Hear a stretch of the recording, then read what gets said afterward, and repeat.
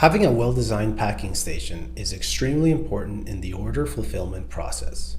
A packing station in a warehouse is essentially the last step before shipping. This is where products get packed and labeled. So it is crucial that this station has all the necessary packing materials within reach for it to be ergonomically efficient. Packing stations typically consist of a workstation with shelves to store material needed to prepare orders and gravity flow racks to link the prepared material to shipping, as well as all the essential tools such as envelopes, boxes, scanners, tape, utility knives, and any other tools you may need according to your process.